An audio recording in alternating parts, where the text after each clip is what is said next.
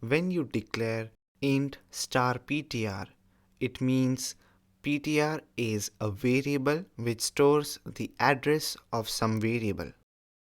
You can also write int star star ptr1. This means ptr1 is a pointer pointing to another pointer, and this is how it will look. This means ptr1 can also access the value of I, but with double asterisk sign. Let's practically check it. Let me first declare int I is equal to 10 and also int star ptr is equal to %I, and now declaring a pointer to a pointer, that is ptr1. So I will say int double star ptr1 is equal to %ptr.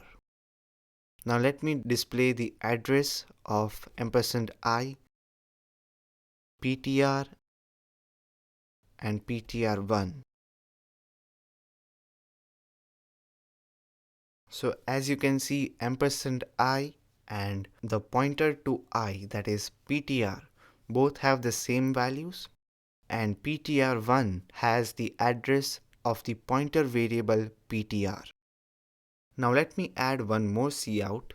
I will say value stored at star ptr, that is itself. Let's check the output, and you can see that ptr1 is displaying the value of I.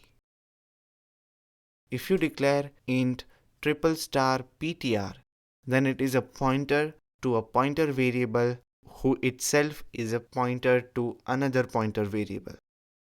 So let me add int triple star ptr2 is equal to %ptr1 and display triple star ptr2 to refer the value of I. And it works as expected. These are few expressions you can try with pointers. Though this way of using pointer may not be very useful, but it's good to know, and also a few usages that we will see as we proceed further with topics like linked list and tree structures.